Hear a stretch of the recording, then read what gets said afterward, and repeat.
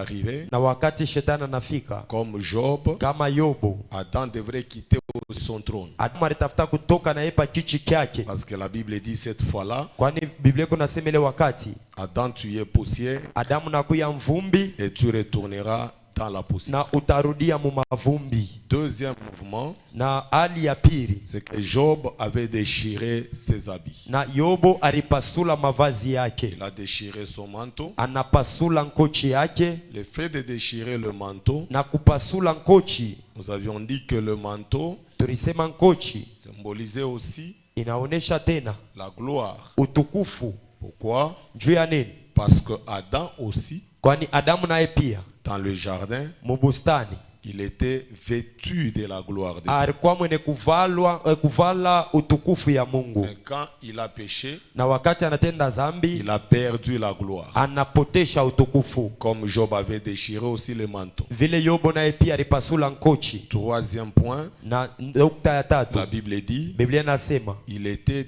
descendu dans la poussière. alishuka kumavumbi. Par là, nous comprenons que Pale tunaelewa kusema Job qui descend dans la poussière Yobu anashuka mumavumbi n'est autre ni paka ule que Adam, Adamu à qui Dieu a dit, ule Mungu alisema tu es poussière uko mvumbi et tu retourneras à la poussière. na utarudia kumavumbi. Vous allez comprendre avec moi. Mutaelewa pamoja na mimi. Nous avons dit que quand Job Tulisema wakati Yobu s'est retrouvé dans la poussière, anajikutanisha mavumbi, l'Éternel s'est arrangé wa milele anajitengeneza pour lui envoyer les trois amis. jua kumutumia aba barafiki tatu. Les trois amis Aba barafiki tatu dont nous avons étudié, bale tulifunda, nous avons compris qu'ils sont allés pour parler à Job. tunaelewa kusema barienda jua kuzungumuza na Yobu. La mission c'était quoi? Na shaba ilikuwa nini? Que Job quitte la poussière Yobu atoke mavumbi et qu'il rentre sur le trône. na arudie pakichi. Mais les trois amis n'ont pas pu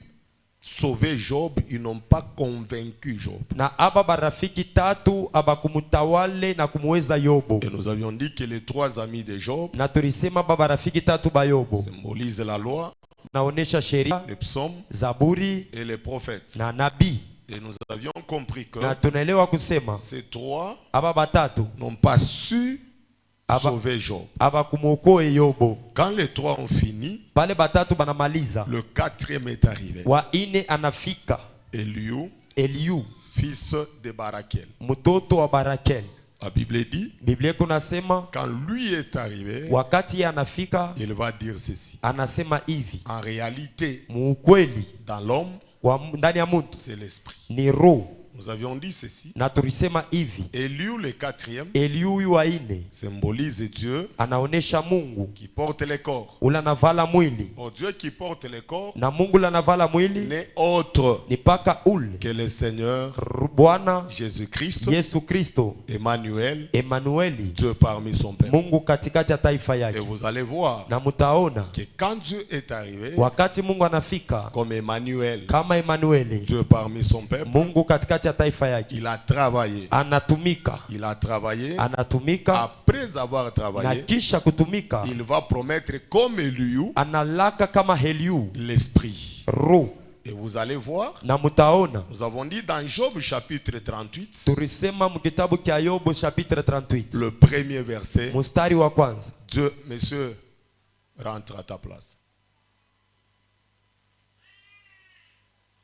Dans Job chapitre 38, Job chapitre 38 le verset premier, verset yake ya kwanza, vous allez comprendre ensemble avec moi. mutaelewa pamoja na mie. La Bible dit, Biblia kunasema Dieu Mungu est venu cette fois-là parler à Job dans une grande tempête. anakuya sasa pale kusema na Yobu mumpepo kubwa kabisa. Vous allez comprendre que Mutaelewa kusema la tempête où Dieu vient parler à Job, ile mpepo Mungu anakuwa kusema na Yobu, il vient en cinquième position. anakuya muhali ya tano. Vous êtes ensemble avec moi? Amen. La première position, Hali ya kwanza, nous avons première, deuxième, troisième position. Nous avons combien d'amis de Job? 3. batatu. Dans la quatrième position, Dieu est venu parler à Job sous forme de qui? Muhali ya nani? Pardon? Nous avons dit que quand Job est tombé, Pale Yobu alianguka, Dieu a envoyé d'abord qui? Les 3 amis, n'est-ce pas? Après les 3 amis, qui est venu? Élie. C'était quantième? 4e.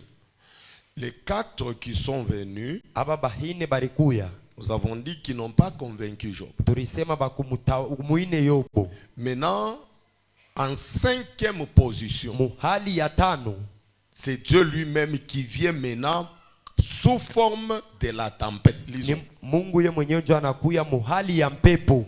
lisons Job chapitre 38. Tusome Job chapitre 38. La Bible dit ceci. Biblia inasema hivi: L'Éternel répondit à Job du milieu de quoi? Que Dieu bénisse. Amen. On peut aller dans Job 38 tous. Twendeni shibote mu Job 38. L'Éternel répondit à Job du milieu De la tempête. de la tempête et dit. Là, ce n'est pas les 3 amis de Job qui sont venus. Pale ana barafiki tatu bayobo barikuya. Là, ce n'est pas Eliu qui est venu. Pale aina Eliu jo arikuya. Là, c'est maintenant l'esprit que Eliu avait dit qu'en réalité, dans l'homme, c'est l'esprit. Pale ni mpepo ile Eliu alisema kwa ukweli ndani ya mtu. Non, je n'ai pas dit ça. Il faut avoir l'esprit sur soi. L'esprit Ro que Eliu a dit en réalité dans l'homme, c'est l'esprit. ile Eliu alisema kwa ukweli ndani ya mtu ni ro. Écoutez ce que la Bible est en train de dire. Mshikieni kile Biblia kunasema. Vous allez comprendre ensemble avec moi. Mutaelewa pamoja na mie. J'aimerais à ce que vous puissiez bien me prêter votre attention. Mimi napenda muteke mzuri sikio. Nous avons dit ceci. Tulisema hivi: Dans la 5e position, muhali ya tano Dieu vient. Mungu anakuya. Il vient dans la tempête. Anakuya ndani ya mpepo. Il parle à Job. Anasema na Yobo. Allons dans Actes des Apôtres, Twendeni mutendo la mitume le chapitre 2. sura yake ya 2. Actes des Apôtres, chapitre 2. Tendo la mitume sura yake ya 2. La Bible dit ceci. Biblia kunasema hivi: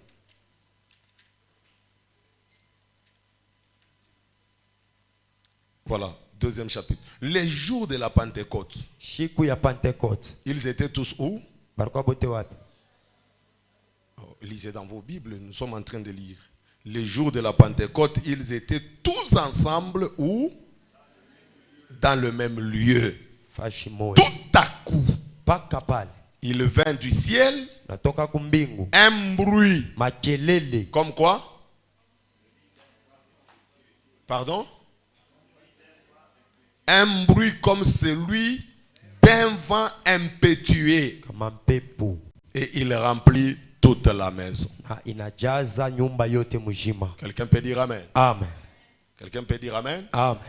Nous avons dit que dans Job 38, Tulisema mu Job 38. l'Éternel est venu parler à Job dans la tempête. Wa milele Mungu anakuwa kusema na Yobo ndani ya mpepo. La tempête, c'est un vent. Na mpepo ni zuruba. Dans Acte 2, Mutendo la mitume sura la ya Bible 2. dit l'arrivée du Saint-Esprit Biblia kunasema kuya kwa Roho Mtakatifu était annoncée par un bruit comme celui d'un vent impétueux. ilitangaziwa pamoja na mpepo. Nous prenons Jean chapitre 3. Tunabeba Yohano sura yake ya 3. Jean chapitre 3. Yohano sura yake ya 3. Le verset 1er, la Bible dit, mais il y a un homme d'entre les pharisiens nommé Nicodème, un chef de juifs qui vint lui auprès de Jésus de nuit et lui dit, Rabbi, nous savons que tu es un docteur venu de Dieu, car personne ne peut faire ces miracles que tu fais si Dieu n'est avec lui. Jésus lui répondit, en vérité, je te le dis, si un homme n'est né de nouveau, il ne peut voir le royaume de Dieu. Nicodème lui dit, comment un homme peut-il rentrer dans le sein de sa mère et naître? Jésus répondit, en vérité, je te le dis, si un homme n'est né d'eau et d'esprit, il ne peut entrer dans le royaume de Dieu. Ce qui est né de la chair est chair. Et ce qui est né de l'esprit et d'esprit. Ne t'étonne pas que je t'ai dit, il faut que vous naissiez de nouveau. Le vent souffle où il veut et tu en entends les bruits, mais tu ne sais pas d'où il vient ni où il va. Il en est ainsi de tout homme qui est né de l'esprit. Quelqu'un peut dire amen? Amen. Quelqu'un peut dire amen? Amen. Regardez, nous sommes en train de dire Angalieni tuko nasema que en 5e position, muhali ya tano Dieu est arrivé Mungu anafika sous forme de la tempête. muhali ya mpepo. Il parle à Job dans la tempête. Eko nasema na Yobo ndani ya mpepo. Dans Actes des Apôtres, Mutendo la mitume le vent qui avait soufflé pepo iliripika a annoncé l'arrivée du Saint-Esprit. inatangaza kuya kwa Roho Mtakatifu. Dans Jean chapitre 3, Muyohano sura yake ya 3 la Bible dit, Biblia iko nasema le vent souffle où il veut. pepo kuna pika kule Tu unapenda en entends les bruits. na unashikia Mais makelele tu ne sais pas na aujue il vient d'où inatokea et wapi il va où. na ikunenda Il wapi. en est de même Iku pamoja de celui qui est né de l'Esprit. na ula Lazari kwa mkiro. Nous avons compris Tunaelewa que le vent pepo parle aussi du Saint-Esprit. iku nasema nayo pia jua Roho Mais Mtakatifu. hier nous avions dit ça. Jana tulisema hivi, Paul, plutôt Pierre, est en train d'expliquer. Petro eko nafasiria Avant que Pierre ne parle, kabla Petro aseme, nous avions dit dans Actes des Apôtres chapitre 2 tulisema Mutendo la Mitume sura yake ya 2 qu'à Jérusalem, mu Yerusalemu il y avait des hommes pieux. murikuya bantu batakatifu. Ces hommes pieux-là, Bale bantu batakatifu ils étaient de toutes les tribus de la terre. barikuya na makabila yote hapa dunia, Ils étaient partis à Jérusalem barienda mu Yerusalemu pour aller adorer juu ya kwenda kuabudu comme c'était des coutumes. kama vile rikuya kutimu. Lisons Tusome Actes des Apôtres chapitre 2. Tendo la Mitume sura yake ya 2. Nous allons prendre tous ensemble Beba sisi zote le verset 5. Frère Ménard, on peut aller? Je suis enrhumé? Ça peut aller?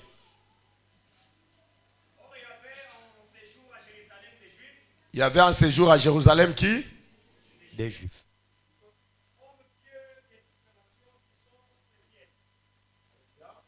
Amen.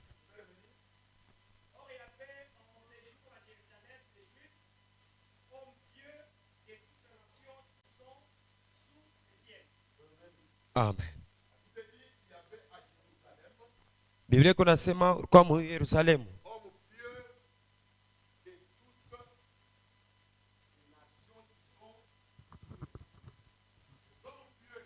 bale bantu batakatifu. Amen. Balikuya mu Yerusalemu bale bantu.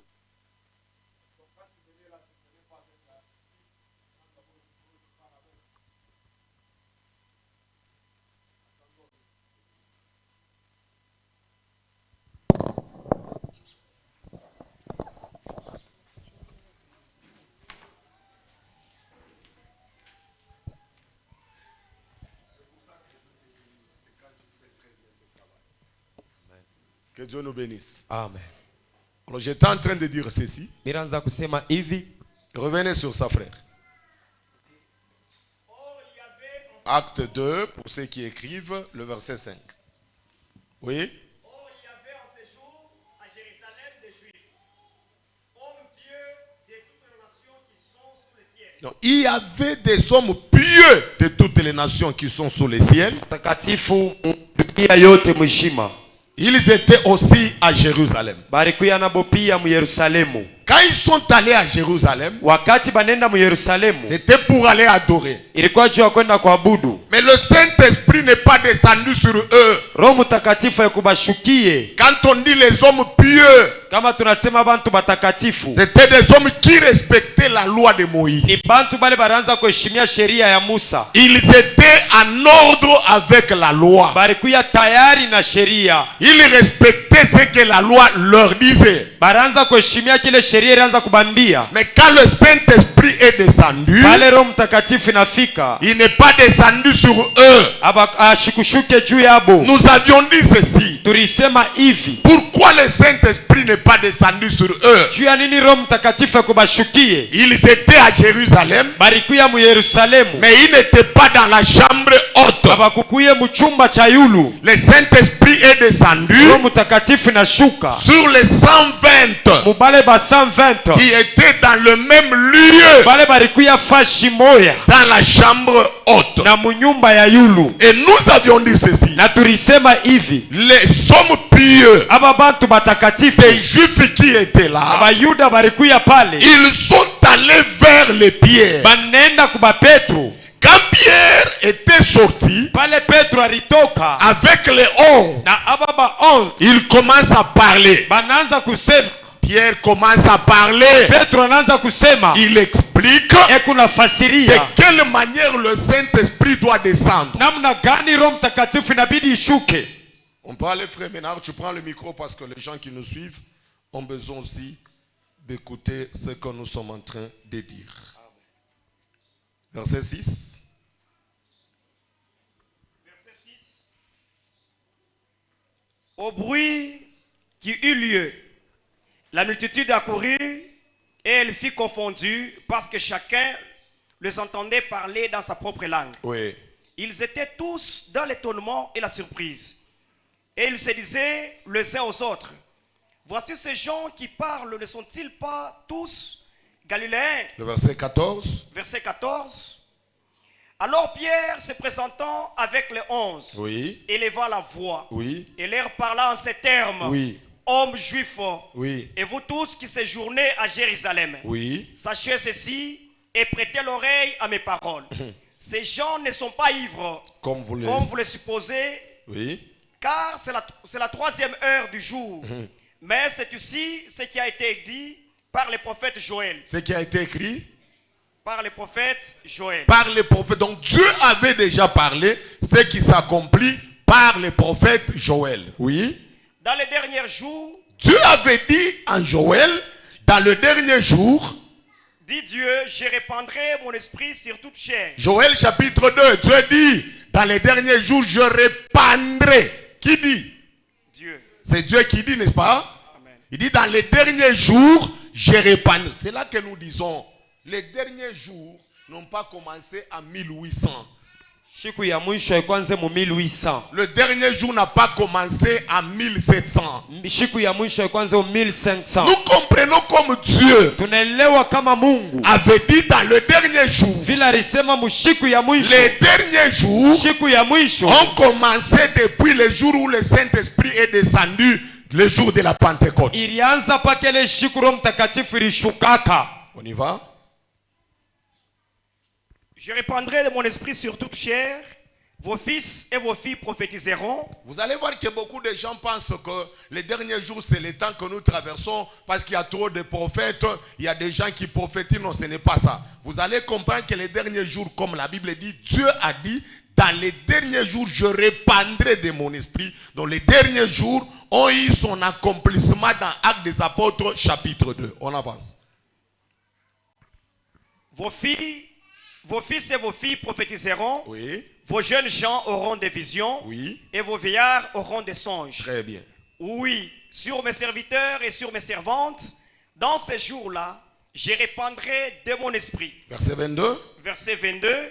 Hommes israélites, Hommes israélites, écoutez ces paroles. écoutez ces paroles. Jésus de Nazareth, Oui, cet homme à qui Dieu a rendu témoignage, oui. devant vous par le miracle, Saisissez très bien ça. Oui, devant vous par le miracle, les prodiges et les signes qu'il a opérés par lui oui, au milieu de vous, comme vous le savez vous-même. oui, Cet homme livré selon le dessein arrêté oui, et selon la préscience de Dieu. Vous l'avez crucifié, vous l'avez fait mourir par la main des impies. Dieu l'a ressuscité en le délivrant des liens de la mort, parce qu'il n'était pas possible qu'il fût retenu par elle. oui. Car David dit de lui, je voyais constamment le Seigneur devant moi. Parce que Pierre commence à interpréter ce que David avait dit. Je voyais l'Éternel, je voyais constamment le Seigneur devant moi. On y va? Parce qu'il est à ma droite, Parce qu'il est à ma droite. afin que je ne sois point ébranlé. Très bien. Il est en train d'expliquer ce que David est en train de dire dans Psaume 18. Il dit quoi? Aussi mon cœur est dans la joie Oui. et ma langue dans l'allégresse. Ma langue dans l'allégresse. Et même ma chair reposera avec espérance. Très bien. Car tu n'abandonneras pas mon âme C'est David qui disait dans Psaume, tu n'abandonneras pas mon âme dans les séjours des morts. dans les séjours des morts. Et tu ne permettras pas que ton sein voie la corruption. Oui. Tu m'as fait connaître les sentiers de la vie. Oui. Tu me rempliras de joie par ta présence. Homme frère, qu'il me soit permis de vous dire librement. Il commence maintenant à interpréter Psaume 18.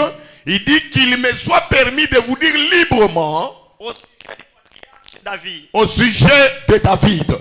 qu'il est mort Il dit, David qui disait, tu n'accepteras pas que mon corps reste dans la tombe. David est mort. qu'il a été enseveli On l'a enterré. et que son sépulcre existe. Il dit, jusqu'à aujourd'hui, la tombe de David et le sépulcre de David existent. Comme il était prophète Comme David était prophète, et qu'il savait que Dieu lui avait promis ce que David disait, il parlait de la postérité, pas de postérité, non, de la postérité qui devrait venir, oui. avec serment de faire asseoir un de ses descendants sur son trône. Oui. C'est la résurrection de Christ qu'il a prévue. Maintenant, Pierre commence à interpréter, il dit, ce que David disait comme prophète, il voyait un de ses descendants sur son trône, et quand il parlait que mon corps ne restera pas dans la tombe, il parlait de Christ. On y va? C'est la résurrection du Christ qu'il a prévue et annoncée en disant qu'il ne serait pas abandonné dans les séjours des morts oui. et que sa chair ne verrait pas la corruption. Je voulais dire ici aux prédicateurs, vous voyez comment on prêche. Si nous prêchons, nous devons suivre les pas de Pierre. Pierre commence par prendre la vision, le songe, ce que David a dit. Et puis il interprète. Il dit ce que David disait, il ne parlait pas de lui. David parlait de Christ. Donc le véritable prédicateur qui est Pierre, il a prêché et nous devons suivre les modèles de la prédication de Pierre. Amen. On y va. C'est Jésus que Dieu a ressuscité. Oui. Nous en sommes tous témoins. Élevé par la droite de Dieu, il a reçu du Père le Saint-Esprit qui avait été promis Suivez très bien. et il l'a répandu. Un instant. Il a reçu du Père quoi? Le Saint-Esprit Qui a été? promis. Qui a reçu du Père le Saint-Esprit? Jésus. Jésus ressuscité, n'est-ce pas? Amen. Il a reçu du Père le Saint-Esprit. Et il a fait quoi? Il a répandu. C'est là que je vous avais dit. Dans Joël 2, Dieu dit, je répandrai. Mais quand Jésus arrive, il meurt, il ressuscite, Dieu lui donne le Saint-Esprit. Cette fois-là, c'est Jésus qui répand. Et c'est là que nous avons dit que Jésus est Dieu. Parce que Dieu a dit, je répandrai. Mais dans Acte, nous voyons que c'est Jésus qui répand. Amen. Quelqu'un peut dire Amen? Amen. Quelqu'un peut dire Amen? Amen. On y va, frère. Car David n'est point monté au ciel, Uh-huh. mais il dit lui-même, le Seigneur a dit à mon Seigneur, assis-toi à ma droite, Oui, jusqu'à ce que je fasse de tes ennemis ton marchepied. très bien. Que toute la maison d'Israël sache donc avec certitude que Dieu a fait Seigneur et Christ, c'est Jésus que vous avez crucifié. Oui. Après avoir entendu ces discours, ils eurent le cœur vivement touchés. Écoutez, la prédication qui respecte la démarche des apôtres finit toujours par toucher les cœurs des gens qui l'écoutent. Amen. La Bible dit, après avoir écouté cette prédication ou ces discours, les gens eurent des cœurs vivement touchés.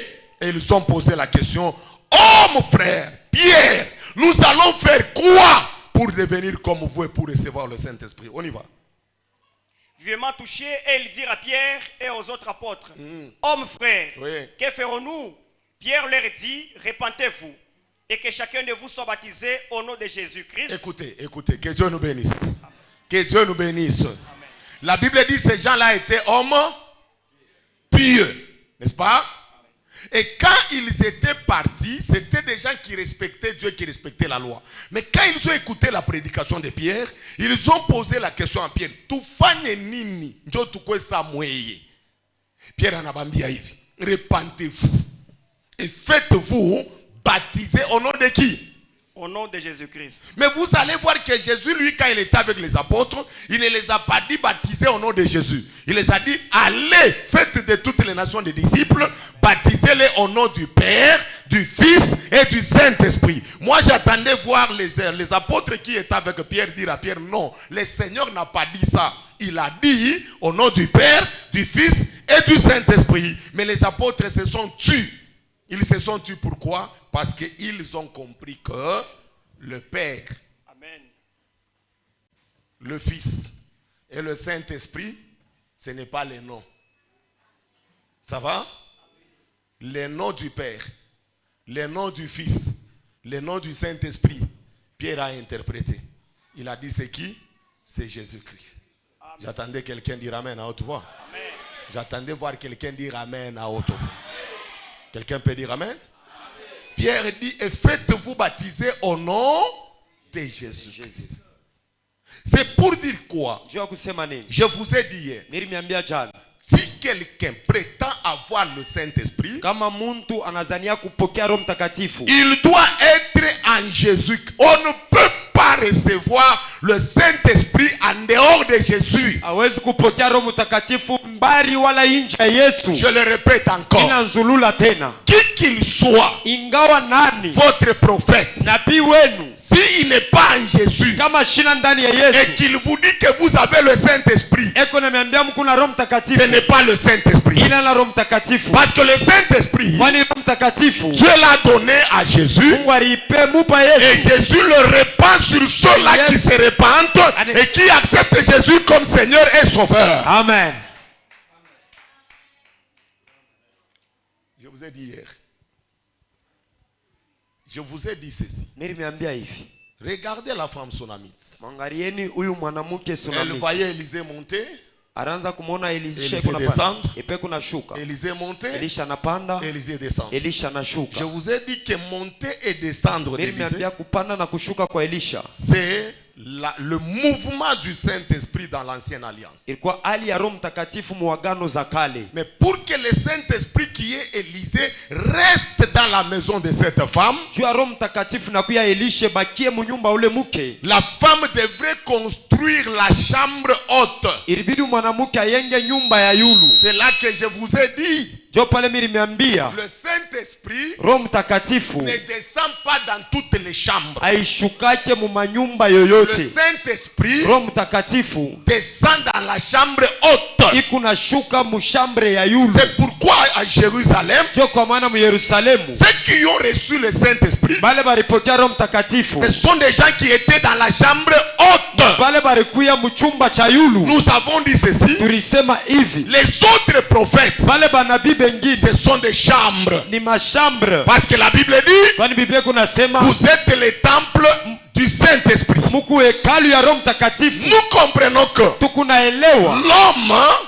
le corps de l'homme, c'est une chambre. C'est une chambre, je m'excuse. Le corps de l'homme, c'est une chambre. Les autres prophètes, les Moïse, les Abraham et les autres, ce sont des chambres, mais des chambres basses.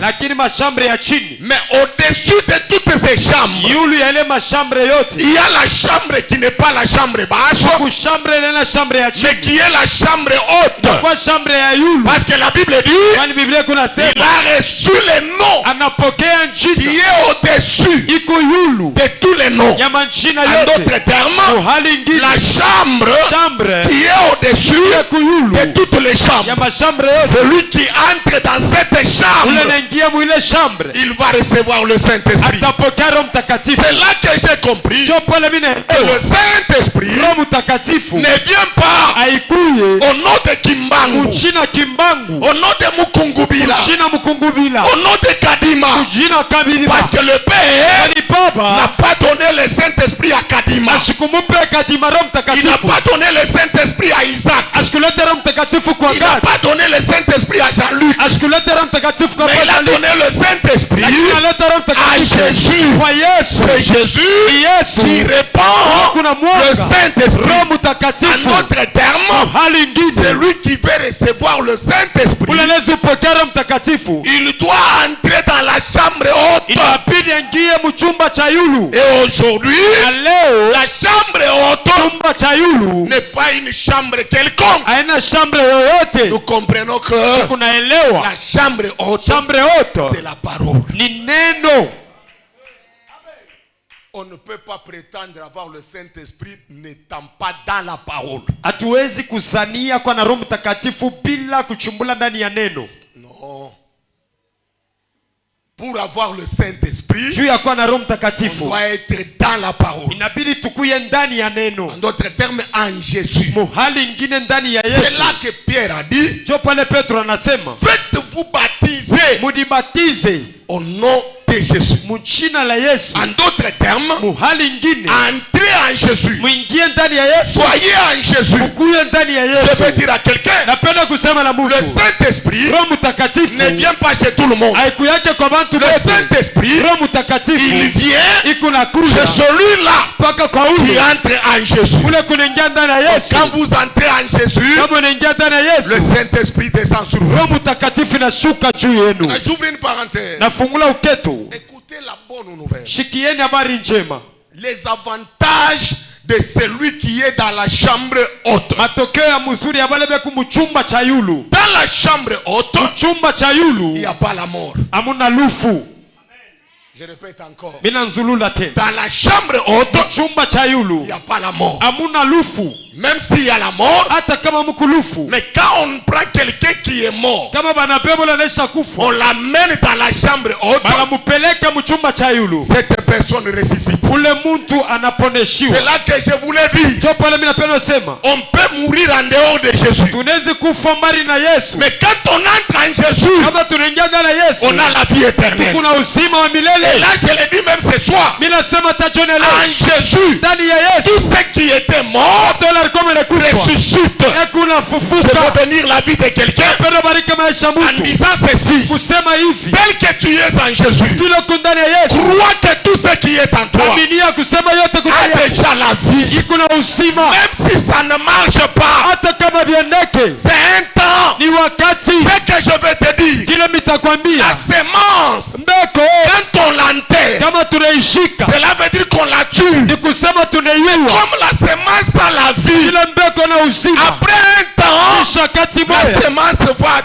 germer. Ile mbeko itagota. Je voulais dire ceci. Napenda kusema hivi. Toi qui es là, Wako hapa. tu es une semence. Huku mbeko. Aujourd'hui, les affaires ne marchent pas. Leo makazi Ne yaendeke. pleure pas. Ushirie. Tu es une semence Huku mbeko. qui a la vie. Ile kuna uzima. Quand l'état arrivera, Kati kama les inafika. autres Bale pengine. resteront dans la tombe. Tabakia Mais mkaburi. toi, Na tu wewe. vas germer. Et Utafufuka. je déclare dans cette action du Saint-Esprit Tangaza mwikazi ya Roho que tout Mtakatifu. ce qui est à toi Yote kiko ndani yako. commence à germer au nom de Jésus. Amen. Celui qui me donne un bon amen, Ah. que ce qui est en lui commence à germer. Amen. Écoutez la bonne nouvelle. Shikia habari njema. Là, je vais donner l'espoir à tout celui qui dit j'ai beaucoup prié, je ne vois rien. Je vais te dire, Napenda kuambia. Salomon dit Salomon kuna chaque chose kitu chote a son temps. kiko na wakati yake. Quelqu'un peut dire amen. Amen. Ce qui nous donne de l'espérance, Kile kile tukaburia tumaini c'est la vie que nous avons. ni mauzima ile tukunayo. Nous avons la vie pourquoi? Tuko na uzima jua Parce que nous sommes dans la chambre supérieure. kwani tuko mchumba cha yulu. Je vais dire à quelqu'un, Napenda usema na la mtu. Sulamite, Huyu Sunamito elle a pris son fils. anabeba mtoto Elle wake. est allée le déposer dans la chambre supérieure. Anaenda kumweka mchumba cha yulu. Prends ton problème, Beba mambo yako. monte avec ça. Panda nayo. Prends ta maladie, Beba magonjwa yako. monte avec ça. Panda nayo. Prends ton combat, Beba mkono. monte avec ça. Panda nayo. Fais que je sache, Yote mnaiua. pendant que tu montes, Bado tunapanda. ta situation Kama mambo ne yako. restera pas la même, Isabakia elle va changer. Et je itabadilisha. déclare cette semaine, Natangaza jioni ya parce leo. que nous avons monté, Kwani tunapanda. nous sommes montés Tunaweza kupanda. avec nos combats, Na mkono avec wetu. nos maladies, Na magonjwa avec yetu. nos chômages, Na chômage avec yetu. nos stérilités. Na utasa On ne wetu. descendra pas Tutashuka. avec ces Na combats-là. ile On bukomvi. va descendre Tutashuka. avec le changement de Na la vie. mabadiliko ya Celui maisha. qui me donne un bon amen, Ah. que sa vie commence à prendre. Amen. Quelqu'un Quelqu'un peut dire Amen. Amen. Dis à ton voisin, Sema la jirani wako. je ne veux pas descendre avec le cadavre. Mr. Shuka na lufu. La vie et la mort sont au pouvoir de la langue. Lufu na buzima. Dis-lui, je ne veux pas descendre avec le cadavre. Je ne veux pas descendre avec le cadavre. Mon cadavre va ressusciter. Mon cadavre doit ressusciter. Je bénis la vie de quelqu'un. Amen. Comme tu es monté dans la chambre supérieure, que ta maladie devienne guérison. Amen. Que ta mort revienne résurrection. Amen. Que ta honte devienne la gloire. Amen. Que ton chômage devienne le travail. Amen. Les gens vont s'étonner par rapport à ce que l'Éternel va faire. Amen. Monte au nom de Jésus. Amen. Monte au nom de Jésus. Amen. La Bible déclare, elle a placé son enfant dans la chambre haute. L'enfant qui était mort ule mtoto alikuwa amekufa était ressuscité. alifufuka. La chambre haute, Chumba cha yulu c'est un homme. ni mtu. Et cet homme, Ule mtu c'est Jésus. ni Yesu. Là, tu ne dis pas Amen. Pala usema amina. Lazare est en train de témoigner. Lazaro kuna shuhudia. Lazare mort, Lazaro amekufa. il croise la chambre haute. Anakutana na chumba cha yulu. Lazare est ressuscité. Lazaro anafufuka. Là, tu ne dis pas Amen. Pala usema amina. La femme à la perte de sang Huyu mke wa est kupoteza en train damu de dire Amen. eko nasema amina. Avec la maladie, Pamoja na elle magonjwa croise la chambre haute. anakutana na chumba cha maladie yulu. s'est arrêtée. Magonjwa Là, tu ne yanasimama. dis pas Amen. Pala usema amina. Bartimée acclame. Bartimeo Bartimée aveugle, Bartimeo il kipofu croise la chambre haute. anakutana na chumba La cha chambre yulu lui donne les yeux. na banamukabiria Là, tu ne Yesu. dis pas Amen. Pala usema Les amina. boiteux Huyu qui étaient au temple alikuwa kwa est en hekalu train de dire Amen. eko nasema amina. Pierre arrive. Petro Il anasema dit, je n'ai ni or, hatuna je n'ai ni tala, argent. hatuna tala Mais pesa. j'ai la chambre Kuna haute. chumba cha Je yulu. vais te donner Napenda la kukupa chambre haute. chumba cha Au yulu. nom de la chambre haute, Shida ya chumba cha yulu. lève-toi et marche. Shasha La lea. Bible dit, La Biblia il inasema, s'élèvera et akainuka, il marcha. akatembea. Ce soir, au nom de la chambre haute, lève-toi et marche. Amen. Que tes affaires marchent. Que ton ministère marche. Amen. Que tes activités marchent. Amen. Que tout ce que tu fais commence à marcher. Au nom de Jésus. Nom de Jésus. Écoutez la bonne nouvelle. Ah, Dans la chambre haute, mchumba cha yulu. c'est là qu'il y a le feu. Topele pe kumoto. Oh, j'attendais voir quelqu'un dire Amen. Amen. Dans la chambre haute, Mchumba cha c'est yulu. là qu'on allume le feu. Chomule banawakishaka La moto. Bible dit, Biblia inasema Adam est tombé. hata mananguka Il est devenu poussière. anakuya mavumbi. Cet homme de nombre, Ule mtu wa nombre. la Bible dit, Biblia kunasema on l'a trouvé banamukuta en train de ramasser le bois. eko na lokota mankuni. On l'amène devant Moïse. Banampeleka mbele ya Musa. On dit à Moïse, Anasema na nous Musa, avons trouvé cet homme tunamkuta huyu en mtu train de ramasser le bois analokota les mankuni jours du sabbat. siku ya Sabato. Moïse a dit, Musa je anasema ne sais pas ce qu'on doit faire avec lui. mishaki natafanya Allons naye. consulter l'Éternel. Mwenda mkamwambia Ils Biblia arrivent devant l'Éternel. na kila tutasema Biblia. L'Éternel dit, Wa milele anasema il mérite la mort. anastahili lufu. Pourquoi il meurt? Juu ya nini anakufa? Il meurt Anakufa parce qu'il a changé kwani anabadilisha la position hali des bois. ya mankuni. Les bois Kuni qui étaient dans la poussière, alikuwa quand mvumbi. lui est arrivé, Pale il anafika les a ramassés. anailokota En d'autres termes, mahali ingine il a arraché ananyanganya les bois ile mankuni dans la gueule du serpent. ukiona Parce que usioka le serpent kwani nyoka avait comme nourriture alikuwa na la chakula poussière. udongo. Écoutez la bonne nouvelle. Sikia habari njema, Je mets ma main droite en haut. naweka mkono yangu ya C'est yulu lui qui est dans la chambre haute. ule kumuchumba cha On yulu ne le consomme pas. ama mkuri yake Je pensais que je prophétisais quelqu'un. ili awesi aseni na tabiri. Je ne crois pas, pasteur, Mishaminie que papa tel que tu es là, vile kopa pasteur Jean-Luc, ah pasteur Tite, pasteur Paul, ah tu meurs Unakufa. et que nous puissions dire Na siku balozi banamukuria balozi banezikuria bantu bote Ah. mais hapana ule comme chambre haute. amen Là où tu ne dis pas amen, ah je vois Balaam qui dit amen. amen. Balaam arrive, Balama anafika il commence à maudire. anaanza kulaani, Il sent que les paroles qui sortaient dans sa bouche anashikia misemo ilitoka mkinywa yake n'étaient pas les paroles de malédiction. haikuwa misemo ya laana. Dans son cœur, c'est la malédiction. Moyo wake ni laana, Mais dans la bouche, c'est la bénédiction. kinywa ni baraka. Balak dit, Balaka anasema papa, baba, je ne t'ai pas envoyé nisikutume pour bénir. tubariki, Mais pourquoi tu les bénis? keni Il unababariki. dit ceci. Anasema hivi, Comment maudirais-je? namna gani C'est mtalaani lui ule que Dieu ule Mungu n'a pas maudit. Mungu ashilaani, Que quand je regarde ce peuple, kama milangaria taifa je le vois nimebaona dans la chambre haute. chumba cha yulu. Oh, je dis à quelqu'un, Nasema na mtu dans la chambre haute, la malédiction devient bénédiction. Amen. Dans la chambre haute, la maladie devient guérison. Amen. Je mets ma main droite en haut. We barifinga mkizazi. Barisema utaweza. Magharibi ya leo napeleka maisha yako mushambre haute. Maisha yako we paka mwile fami bantu bawezaka. Wewe kunanipa amen, utaweza. Amen. Paka mwile quartier bantu bawezaka. Wewe utaweza mjina la Yesu. Amen. Je vous bénis en qualité de père. Amen. Réussissez au nom de Jésus. Amen. Réussissez au nom de Jésus. Amen. Toujours là où les autres échouent, toi je te bénis, tu réussiras. Amen. Qui me donne 2 amens de foi et qui commence à réussir. Amen. Donne-moi 2 amens de foi et que tu commences à réussir. Amen.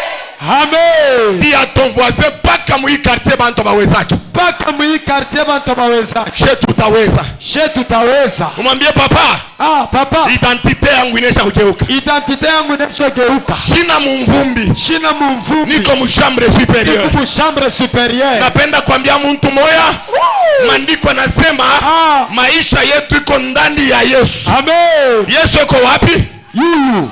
Eko wapi? Mshambre wote. Eko mubulongo. Hapana. Eko kumbingu. Amen. Niko nenda kuaktive baraka ile kwa maisha yako. Amen. A partir ya hii mwaka na hii maombi pale banaanza kukuangalia hivi. Balamushe macho. Ni unakono kuna panda. Amen. Macho yabo na wewe kuna panda. Amen. Haitabakiriria hapa. Amen. Itapanda tena. Amen. Haitabakiriria hapa. Amen. Itapanda tena. Amen. Haitabakiriria hapa. Amen. Itapanda tena. Amen. Haitabakiriria hapa. Amen. Itapanda tena. Amen. Haitabakiria hapa. Amen. Itapanda tena. Amen. Watu watakuangalia hivi. Mimi nakutabiri wewe. Amen. Magharibi ya leo. Amen. Maisha yako. Ministeri yenu. Utumishi wenu. Uanze kupanda. Amen. Niye baba yenu. Pale milishimamia. Mwa mutambuke. Amen. Ni unamitupa sa mishale. Amen. Allez au-delà. Amen. De ce que moi je fais. Amen. Prêchez de plus que moi. Amen. Prophétisez de plus que moi. Amen. Guérissez les malades de plus que moi. Amen. Que le Dieu de mon père Isaac Ngouèche vous élève. Amen. Et si Likasi pouvait vous regarder comme ça, aujourd'hui, je vous prophétise. Amen. Si Likasi a tué des ministres, a tué des pasteurs, il les a amenés dans la poussière. Vous, je déclare, vous n'allez pas être enterrés, mais Dieu va vous élever. Amen. Je vous bénis aussi. Amen. Que le Dieu de mon ministère Amen. bénisse vos vies. Amen. Uloji wa kizazi yenu unashushaka bantu me weye ukunapanda. Weye ukunapanda. Acte des apôtres, maandiko yanasema la nuée déroba Jésus. Wingo limwiba Yesu. Amen. Mkizazi cha bantu bawezake. Amen. Nunaona wingo moya yunakuwa kukuiba muli. Amen. Ni usema wata comprendre vile utakuwa dérobé. Amen. Pendant que tu me donnes une main de foi, Amen. le Saint-Esprit est en train de te localiser. Amen. Amen. Je parle aux esprits de l'Ikasi. Amen. Que toi, tu n'es pas de l'Ikasi. Amen. Tu es à l'Ikasi, mais tu n'es pas de l'Ikasi. Amen. Oh, j'attendais voir quelqu'un dire Amen à haute voix. Amen. Je voulais voir quelqu'un recevoir cette prophétie. Amen. Tu es à l'Ikasi, mais tu n'es pas de l'Ikasi. Amen. Nusema kama buloji wa l'Ikasi butafunga bantu. Wewe abutakufunga. Amen. Inaweka mkono wa droite yulu. Paka mulikasi humu. Makanisa ingine kunanguka. Yetu itashimama. Amen. Paka mulikasi humu. Utumishi wa wengine bukunanguka. Wetu butashimama. Amen. Paka mulikasi humu. Batoto wako batakomea. Amen. Bibi yako atazala. Amen. Utayenga. Amen. Utafanya bintu birene pamoja na Mungu. Amen. Mimi nakubariki wewe. Amen. Kama lwa ya likasi inakatariaka bantu kubamba batoto. Kota babamba mjina la Yesu. Natabiri maisha yako. Pale kunanipa amen ya imani. Ni unaona Mungu kuna kunyangula. Amen. Panda mshambre haute. Amen. Deuxième élément. Après avoir kubapandisha mshambre haute. balikuwa ni mankuni ile balilokota. Amen. Banaiweka mshambre oto. Banaiwakisha moto. Amen. Or kama moto inawaka, ni kusema nyoka alikuwa shakufuchama, atatoka. Amen. Mungu afanyeke nyoka utakufuchamia, atoke peupe. Amen. Pala usema amen. Pole kuna sema amen. Amen. Unaota moto, anabeba mayani, anachoncholea moto. Hii mahubiri ni mayani ni unachoncholea.